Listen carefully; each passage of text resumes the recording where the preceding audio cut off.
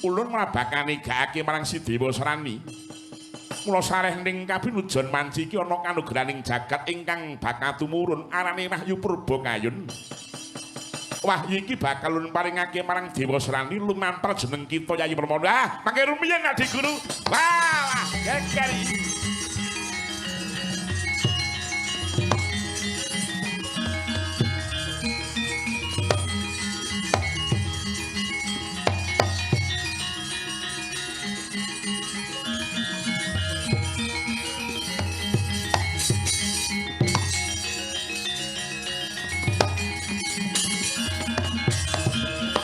Pomo kaki padha dipun niling ing pituturing ngong siruga satriya warani kutuwanteng satmika wing budi roro sarta wasesamu barangipun ing dalah pergencang pak pong Adi Guru keparengipun Adi Guru ingkang nami kanugrahan menika mboten kados tetese ngebun ing manci enjing ingkang yektinipun tumetes karepe dhewe. Nanging kedah drumbas kanthi laku sarta trebus kanthi labuhan ingkang utama sarta dharma bekti ingkang sae. Ing kamangka Dewa Srani menika nadyan putra paduka nanging babar pisan mboten nate laku tur inggih mboten nate gadah labuhan utama lan menapa-menapa tumraping jagat raya menika. Anak dewa kok ora dalbe kaluwihan apa-apa. Awan bengi mung ngeslot ora tau leren. Ngono kok indah pada waktunya iki kok.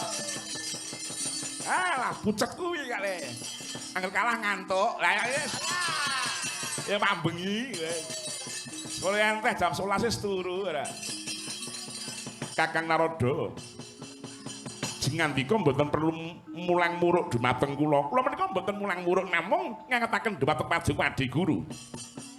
Kula mboten supe menika Kakang. Mila mboten perlu dipun ingetaken. Nanging mangke menawi paduka menika tumindak lisir saking bebener. Lajeng wonten siku dendaning jagat kados pundi? Menawi wonten siku dendaning jagat kula piyambak ingkang badhe tanggel jawab. Oh iki sampun. Nek katen monggo. Yen wonten menapa-menapanipun kula mboten melu-melu menika Adi Guru. Permauni wengakno rasa mulun bakat titip wujuding Wahyu Purbakayun minangka nugraha tumraping putraku si Dewa Srani Permoni. Nun inggih Bu kulun.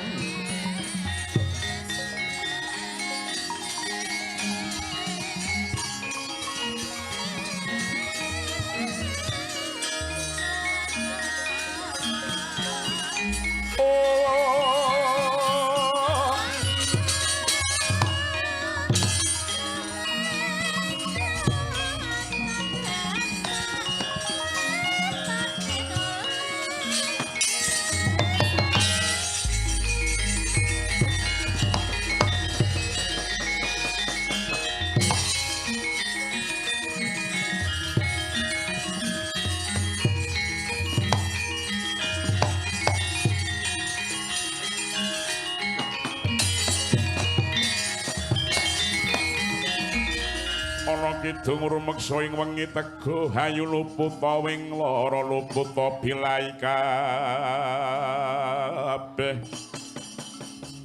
jim setan dapan purun paneluwan tanana wani ing Permoni pitungkas ulun marang kaki Dewa Srani sawise nampa Wahyu Purbakayun den waspada marang sirikane wong kang lagi nampa wahyu. Yaiku yen durung 40 dina Jakongsi tilik bayi lair. Lan aja nganti gepok singgel Carmas Mara kelawan Wanudya. Nun inggih Bu kulun. Permoni sareh ning Wahyu Purbakayun wis manjing marang sira. Mila sira ulun tundung saka Suralaya dingka paringna Wahyu Purbakayun marang putramu si Dewa Srani. Ngapar panuwun tanpa pamit do punya pamit nyutambaing pangestu. Iya ya Permoni duga-duga digo ngati-ati aja kong silali Permoni. Kang Kadi Sudama Gusti Sasongko Kasongan Surya.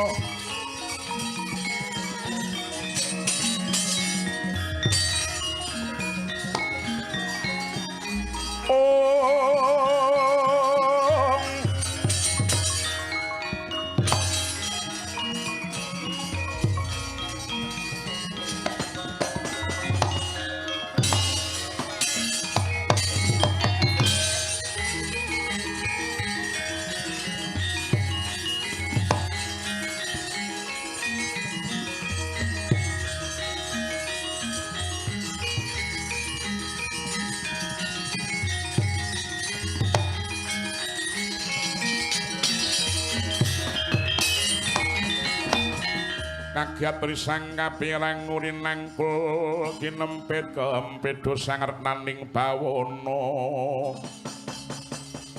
iwa gitu kang malang ati ing ora pangling iki kaya kakang Bathara Ismaya ingkang prapta yo manik moyo pun kakang Ismaya kang prapta ing Suralaya kene Yayi Bathara Guru bergencang wak wong kakang Bathara Ismaya padha becik kakang Yayi Kanika putra awit saka pamujimu Raharja Salakuku mengko nek nganti ning apa-apa aku ora melu-melu lho kakang iya karepmu piye Narada wis pokoke nek ning apa-apane aku aja dikate-kate lho iki aku ora melu-melu lho perkara iki perkara esuk mau perkara lindu bareng aku ora melu-melu lho perkara iki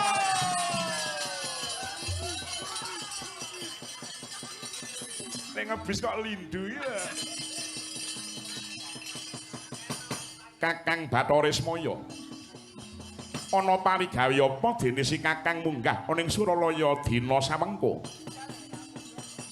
Yayi Manikmaya cekak cukupe aku weruh yen ta dina iki wis wancine tumurun kanugraning jagat ingkang arane Wahyu Purbakayun nanging ya gene ora ndang kok paringake marang titah ingkang kinudrat anampa aja-aja kowe milik marang kanugrahan kuwi mau Yayi yen nyata kowe iki mau milik banjur kurangane apa nggonmu dadi ratuning dewa dene kanugrahan jatahe titah malah tok arep tok alap dhewe Kakang Ismaya ana apa Bathara Guru aja kliru panampa dina samengko Wahyu Purbakayun wis ulun paringake marang titah ing Madyapada banjur sapa titah kang nampa Wahyu Purbakayun kuwi mau Waranaya kejaba ya Punalindra tunggal malaya pulunanmu dhewe kaki dewa Srani jagat dewa Bathara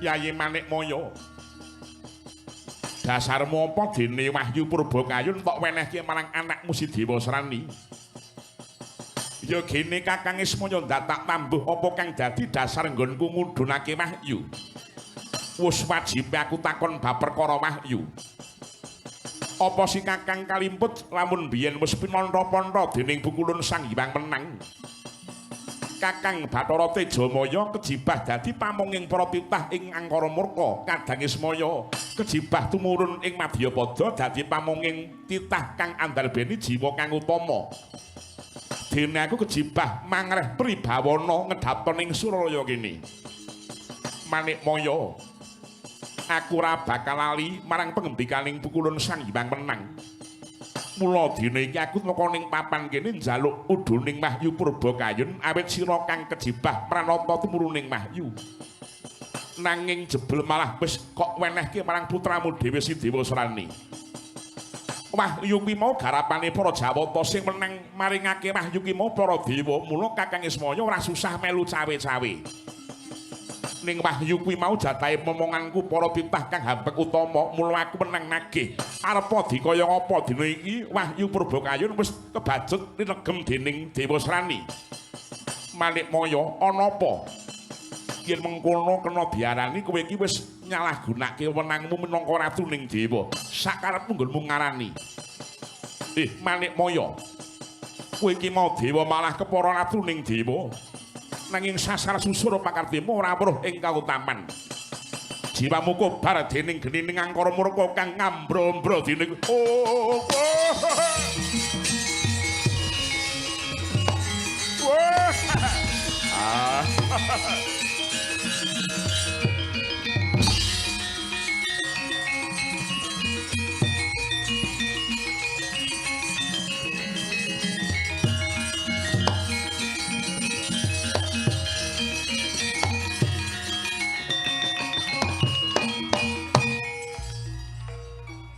Waduh Kakang Ismaya mandi sabdamu satemah aku dadi raksasa kaya mengkene iki mau Kakang. Aku njaluk pangapura Kakang Ismaya. Dalah bergencang pak pong. Adi Guru menika dos pundi menika Adi Guru? Kowe ratuning dewa kok wujude kaya asura iki piye ra coba ta? Yayi Manikmaya. Aku ora nyumpatani marang sira Ismaya mung kandha yen pakatimu kaya dene raseksa. Nanging sareh ning kandhaku mau jumbuh lawan kang dadi panggrahitaning jagat. Mila kowe dadi warna dadi diyu. Kakang Ismaya, aku njaluk pangapura Kakang. Aku tobat. Mula aja kesuwen aku enggal urwaten dimen pulih wujudku kaya wingi uni meneh Kakang. Manikmaya, aku ora bisa ngurwat marang sira nanging aku bisa nuduhake marganing pangurwatan marang sira. Murgage sarawakna marganing pangurwatan tumraping aku Kakang. Tumurun ing Madyapada golek ana satriya ingkang gedhe tekade tulus bebudene. Anggone kepengin labuh marang usaha bangsane. Dene titikane satriya kuwi mau mencorong cahyane kaya pinayungan dening rembulan. Nek wis ketemu banjur kepiye Kakang? Ayo mono satriya kuwi mau kang mengkono bakal dadi sarana rupating wujud tira Yayi Manikmaya. Ya Kakang, dangeping panuwunku dene Kakang Ismaya wis paring pituduh. Nanging si Kakang aja negake marang aku ya Kakang. Aku kang bakal ngawat-awati marang lakumu. Kakang Kanika Putra kula titip kayiwananing Kahyangan Suralaya mriki Kakang. Ayo Adi Guru. Pun Kakang seduk manungdalu-daling badhe rumeksa Suralaya sapengker padu Adi Guru. Kakang Ismaya mengkono ayo hingga upaya dununging satriya kuwi mau Kakang. Ayo Yayi. Pun Kakang ing bakatut ing mungtat marang salaku nira Yayi.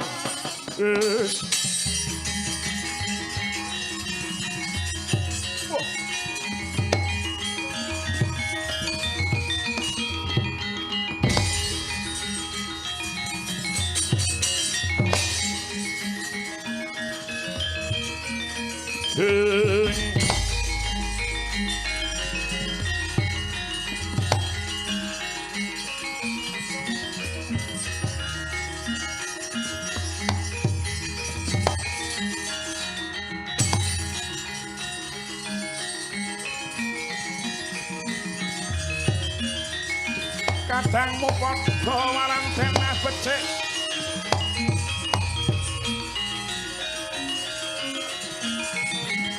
Besok menggemong garis kang prayekno.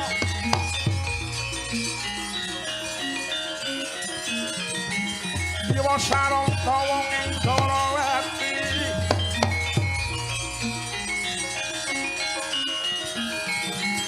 Tinumpes paling lawak Pandhawa.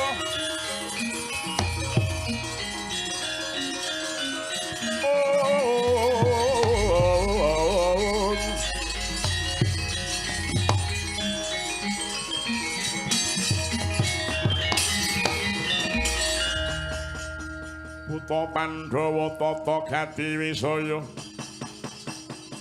Indriyaksa sara maruta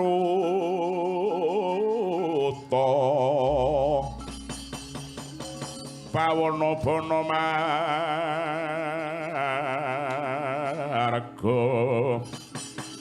ing waduh Kanjeng Ibu Wang Bathari ngantos mengkulu menanggen kula menika ngentosi kundur paduka saking Suralaya. Ibu, kados pundi Kanjeng Ibu? Menggah penyuwun kula Kanjeng Rama pukulun Bathara Guru minangkani menapa mboten Kanjeng Ibu? Kula nggih Dewa Srani. Isi agung katresnane ramamu marang sira ketitik ramamu pukulun Bathara Guru maringake wujuding Mahyu Purba Kayun. Mung wae ya nggih, mung wae. Wanti-wanti mamantu-mantu satemah dadi wentean.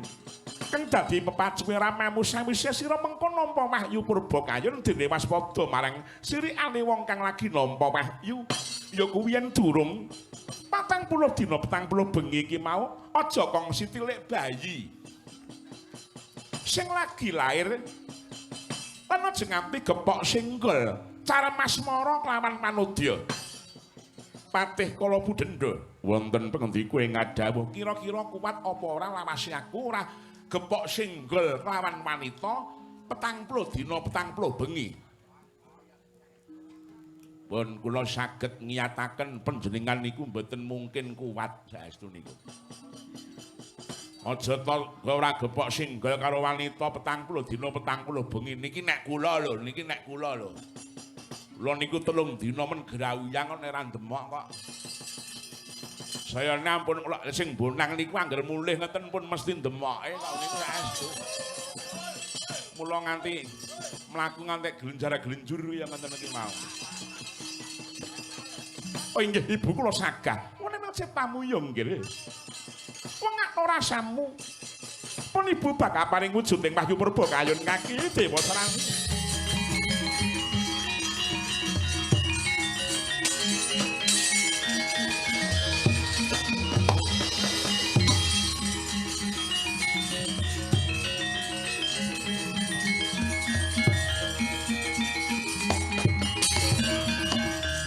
kang kadi sutama Gusti Sasongko kasungan Surya Prabanya rumungsa kasuwa Rara Surming Sari Sari ing Kanjeng Ibu sanget agenging penuwun kula dene paduka sampun pinangkani menapa ing dados panyuwun kula wis dadi jamak lumrahe ya nggih yen to bungahe anak iku mau go dadi bungahe wong tuwa sing kaya aku iki. Duh Ibu.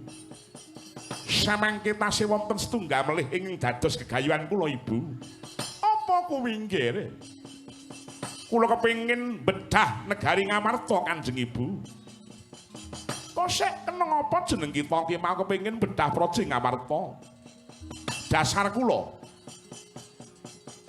ingkang kapisan kepingin anglar jajan kaping kalipun merjaya satriya ingkang kaloka dados lananging jagat jagoning dewa satemah kang putra pun dewa serani ingkang tembinipun menang sinebut lananging jagat jagoning dewa tobat aja ya nggih dewa serani aja Pandhawa ki mau dudu titah lumrah Jama Maloka nanging Pandhawa ki mau satri ingkang winangpong dening dewane. Pandhawa menika satri ingkang winang ing dewane menika saestu. Winang-wong kupingmu bosok kowe ya. Apa kok mung winang wae. Wong ditampik tresnane kok ya nekat kae. Wong lanang kok. Lanang kok ngawur ki apa ya? Pangiraku ora gampang nggonmu bakal ngasorake para Pandhawa ya nggih. Nadyan mekaten Kanjeng Ibu. Reh ning samangke kula sampun saged nggaduh wahyu purba kayun. Kinten kula para Pandhawa mboten badhe saged ngembari kridanipun Prabu Dewa Srani. Sarta malih kula pitados bilih paduka Kanjeng Ibu nggih mboten badhe negakaken dhumateng jasad kula. Kuruda muntap liki netap duka yayasini pijojo bang mawingo wengis kumejot padol ning ladi ing batobat iya anakku nggih iya yen pancen mangkono ya nggih ibu ingkang bakal ngayomi marang jeneng kita kaki syukur sekedhi jumurung Kanjeng Ibu mengkoto Patih Kala Budenda Patih Kala Budenda Patih Kala Budenda Patih lindu ayo dibaleni meneh iki lak sing lagi viral kok iki wonten dawuh sinuwun kirapna madya tunggul malaya kineng ngrempit praja Ngamarta. Dene panjenengan ingsun dalah Kanjeng Ibu Bathari Permoni bakal semusuh kanthi ngambah dirgantara. Tumuju marang praja Ngamarta. Sendika dawuh nyuwun pamit madha pasilan. Ora ketang truk lintang sambung obor budhal kang prawadya bala kabeh. Dina iki budhal sang patik sigrong gelar baris nyawiji gumolong dampyak kumuruswarane umrapyak ing matang yang akade ku malarang bagi surake gumurung.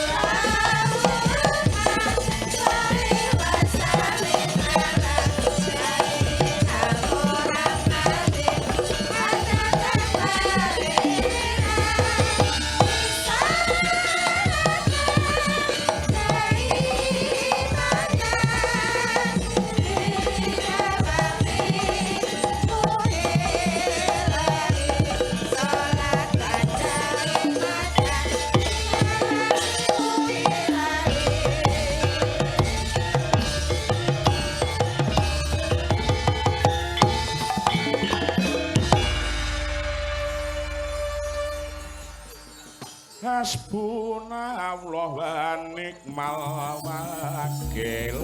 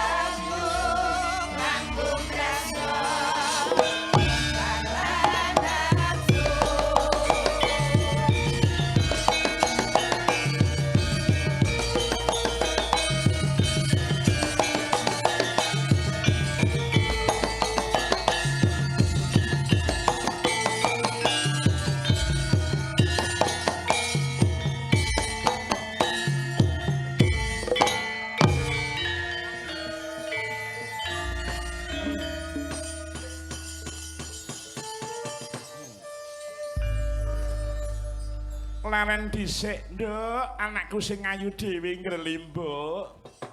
Ana dawuhmu apa, Mak? Selawase urip liku dadi dalang wis pirang-pirang taun ki mau mayang ning Pudak Payung iki lagi pisan iki lho, Nggih. Oh, ngono ya, Mak. Iki nek ora ning Wahyu Keblasuk ora mungkin tekan kene kok, Nduk. Lah iya, suwaning kene ning wilayah RW 2, RW 1, RW 11 diwengku 3 RW ana ing dusun Dawung Pudak Payung kene ya, Mak. Yen ning sowan ning Pudak Payung iki jane ora mayangi kerep ning nek mayang yo lagi pisan iki kok, Mak. Iya. Ora nyono-nyono, Nduk, awake dhewe iki mau nampa rejeki ning Gusti Allah lumantar marga agung ning RW 1, RW 2, RW 11 ki mau kok, nggih. Lah iya, Mak. Sing rawuh ning gone dhewe sapa, Mak? Sing rawuh piyayi 3 sapa? 1 panjenengane Bapak RW 2, Pak Marjo. Pak Marjo, angka 2-ne panjenengane Bapak Mukhtar, sing kaping 3-ne Bapak Sujoko. Weh rawuh. Pertama-tama sing ditekokke rega sik, Nduk. Oh iya. Burung rembug apa-apa sing rembug rega sik ya, Mak. Pak Marjo dawuh marang awake dhewe, Mas Tantut kula niku warga kula ajeng wayangan niku nek nyuwun tulung pinten, nek sambatan pinten, nek gotong royong pinten. Dadi telu-telune iki ra ning pilihane babar pisan. Oh iya ning Pak Marjo le dawuh ki ya tenanan, Nduk, tegese iki mau ya kanthi rasa tresna marang awake dhewe. Oh iya. Delalahe Pak Sujoko nambahi atur karo ngetokke rokok Tani Maju. Lah kuwi padha karo aku rokoke layeng. Lah seiring sejalan ya, Mak. Iya, banjur aku matur sementen sithik wae karo Pak Marjo blas ora dinyang, Nduk, tenan. Hayang. Alhamdulillah ya, Mak. Alhamdulillah. Senengku ora umum dene aku sowan mrene iki mau iso pinanggih kalian marga agung ana ing laladan RW 1, RW 2, RW 11 ana ing dusun Dawung Pudak Payung. Wah iya, luwih-luwih lawan Ibu Lurah sapa? Ibu Nuryati Purwaningsih SSI. Weh ngono ya, Mak. Terus semono uga ketuane panitia Bapak Mukhtar. Ketua RW 1 Bapak Robert Waluya, Ketua RW 11 Bapak Sulistiono. Weh iya. Suwan rene pertama kali iki lagi teko wae disugata daharan sing maneka warna. Tur dasare piye kene iki isih nengenke marang kabudayan Jawa, budaya Jawa isih diuri-uri kok, Nduk. Ngono ya, Mak. Titikane piye? Pendak pisan, pendak taun pisan mesti ngadani anane sedekah bumi utawa apitan sing kaya bengi iki. Wah ngono pelok barang Pak Din. Sing kaping pindhone ngenengke rasulan utawa resik-resik ana ing sak kiwa tengening sendang. Oh ngono.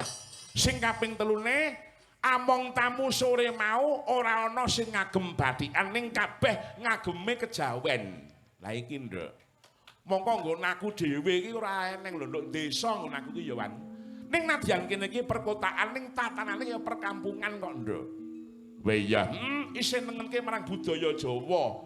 Eneng sing ngagem apa kuwi beskapan, eneng sing sabukan, eneng sing ndeleh keris kuwalik barang ya ora apa-apa.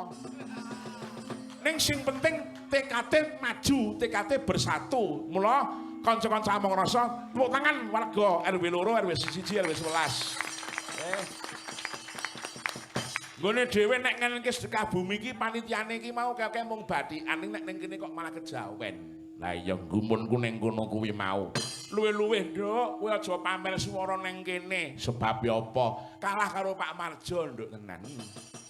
Pak Marjo suarane jebul kaya panjenengane Pak Giarto saka Gombang sawit Boyolali, hebat tenan, Nduk. Lah iya didongake wae muga-muga Pak Marjo ora dadi dalang ya, Mak. Sebabe mengko ndek aku ora payu ning kene. Lah iya. Ya ora, Nduk, dan piyayi kok le nyenengke. Lah iya. Tur penonton ya luar biasa. Wah, pamirsa kene nyenengke tenan kok, Nduk. Ora nyono-nyono temu karo Pakku cilik sing asli saka Ceper. Oh, sapa lek ya? Weh, jebule Mbak Yune daleme kene. Oh, ya. Karo ponakanku lanang, sapa? Mas Eki karo Mbak Yuku sing ning kene, Mbak Wiwi iki Mbak Yuku nduk kuwi. Oh, ngono ya, Mak. Terus disusul karo putu-putuku saka Salatiga. Si Mak ndek putu. Wah, akeh putuku ki wisan. Apa kuwi rumaksamu sing nomono piye? Apa kemaki arepan kowe? Putumu pirang-pirang tule Gabriel. Anakku genduk Eva. Lah ya lan garwane ya alhamdulillah iso nunggoni karo kakungne. Hayang ngono ya Mak. Kaben kabeh ki mau waris kabeh ki dulur. Kon mampir nang ngene Mbak Wiwi delalah liku suwan rene ya rada kesuwen utawa kesoren. Lah hayang gara-gara lindu ki mau layang. Oh ngono ya. Jane iki ngerti mung wis rasa dirembuk nek kuwi. Ngisi-sini kok ndek tenan. Lah iki sing ora tangi mung aku tok kok.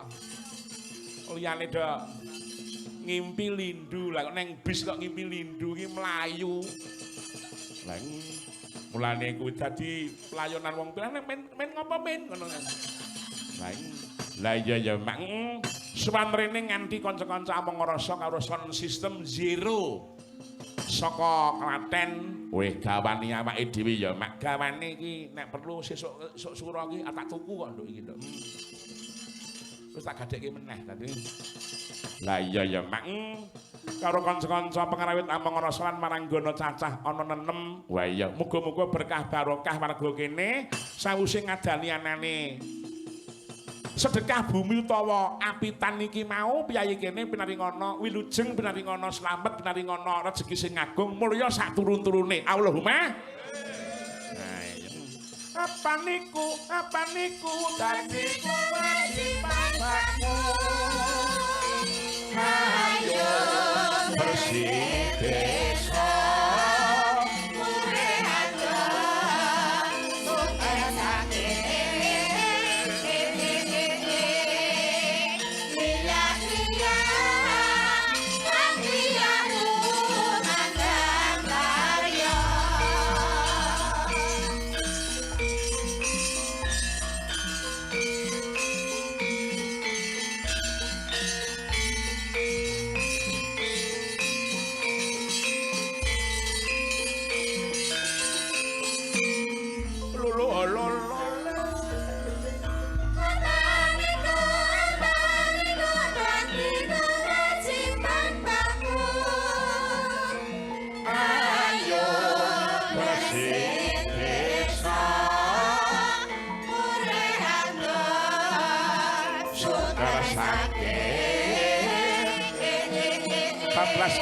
gugur gunung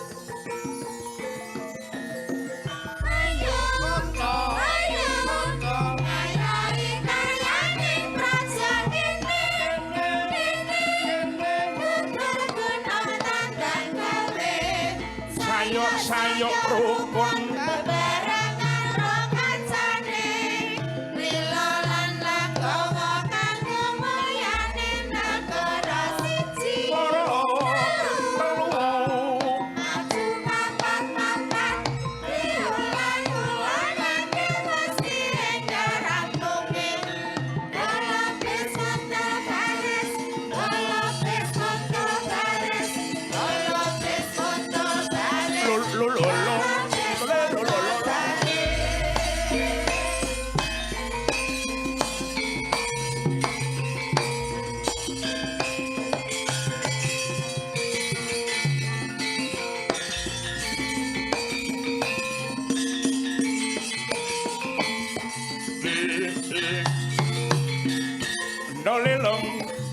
dundang ayo kanca ngayahi karyane praja kene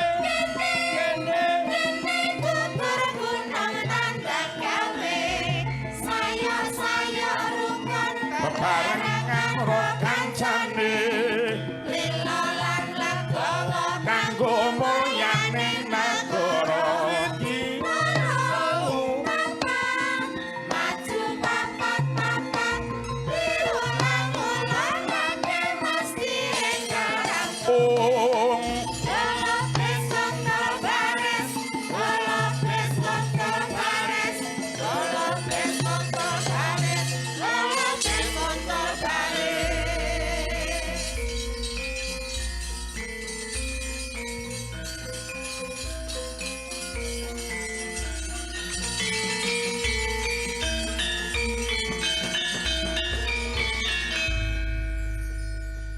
iki diberkahi uga marang pepundhenku sing saka Ungaran sapa panjenengane Bapak Warsita iki sedulur kanca-kanca Kas FC utawa WMC Wayang Mania Community semono penggemar iki Haji Anom Surata ya rawuh ya mak rawuh mumpung cedhak kok nduk sing diarep-arep iki cedhak iki kak lah iya tur ya nganti marang-marang gono 6 cacahe mak wah tenan kok nduk sing jenenge gugur gunung ki jane iki apa to mak gugur gunung ki nek cara saiki gotong royong wah iya sesuai dawuh panjenengane Ibu Dr. Agustina Wilujeng Pramesti oh ngono kuwi mau sing baku warga kene iki tetep bersatu tetep semangat bergotong royong wong gelem gotong royong gelem bersatu ki mung gayuh dhuwur dadine ndek gayuh adoh dadine cedhak ki wong rukun nduk wah iya sawuse ngadani dekah bumi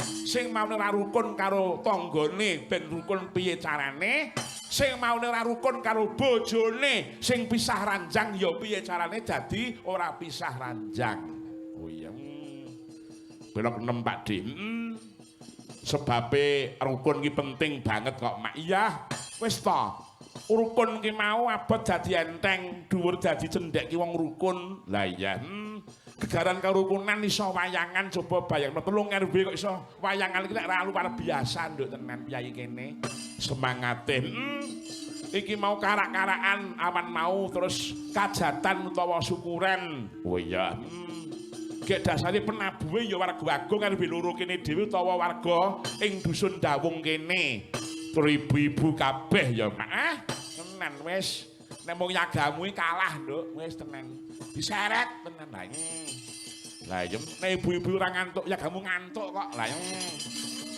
penyaron loro kok turune bareng ki kok ya ngono kok indah pada waktunya lah ya syukur ya mak laladan Semarang mak laladan Semarang oh iya apa sebabnya kok dijenengi apitan mergo jenengi apitan ki mau sasi sing diapit bakda loro siji bakda lebaran utawa Idul Fitri sing kaping pindhone bakda besar utawa Idul Adha oh ngono ya mak ning tengah-tengah iki mau ning sasi jenenge sasi apit lah kuwi akeh-akeh piyayi pesisiran Semarang khususon ki akeh sing padha wayangan.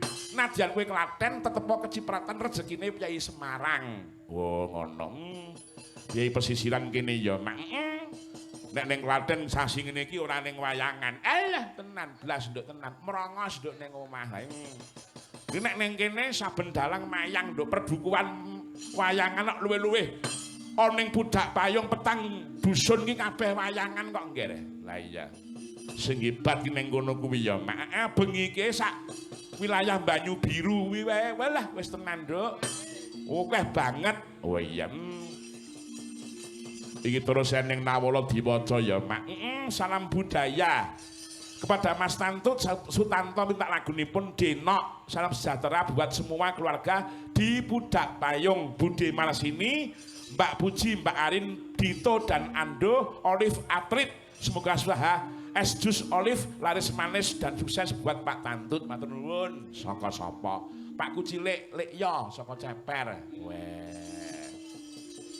punane mayang ning kene meso melu ya mak kandhani kak layeng nyata wendah ing kutha Semarang jero kutha Candi Baru kebak kae dahan Sundrakan alame kanopo enamane aku golane gunung diwane pengawan dengan rasa bingung aku malah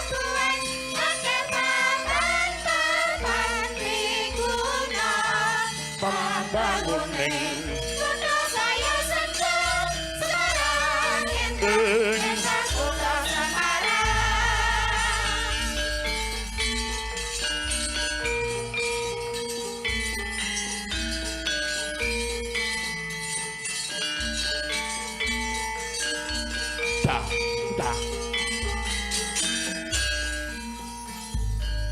Nyoto endah ing kutha Semarang, Cikundang Candi Baru Kembangka indah. Kudrakan alame kang nyoto anemake, angungkurake gunung, kiwane bengawan, mangan pasapinan, aku maratuan, ade papan di gunung, Bangun Simpang Limaria. saya sengket Semarang endah kutha Semarang.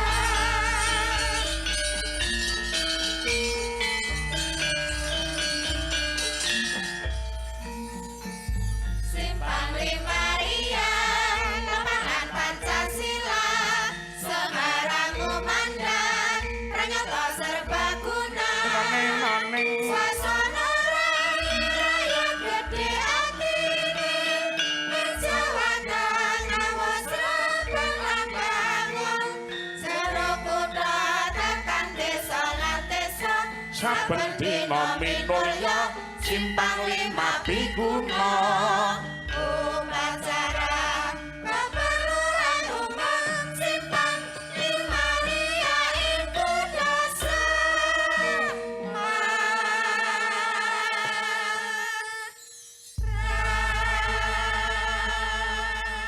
Siji Simpang Limaria. Lorone lagu iki mau semua karya Kinarto Sabdo, seniman yang dulunya hebat sekali sampai dengan sekarang, yang asli dari Kerangkungan Wedi Klaten sing hijrah oning Jalan Anggrek Semarang. Wah ngono. Matur nuwun tinggalane simbah nganti ya mengkene oke ya, Mak. Nduk, piye? Sawetara wektu disuwun dening para panitia. Oh ngono iya. Bakal ngumumake anane kegiatan awan mau. Oh ngono. Pramila sawetahipun kula borongaken dumateng para bapak-bapak panitia anggenipun kepareng ngumumaken hasilipun siang kala mau. Monggo. Ya. Monggo Bapak. Iler tandure. Sumi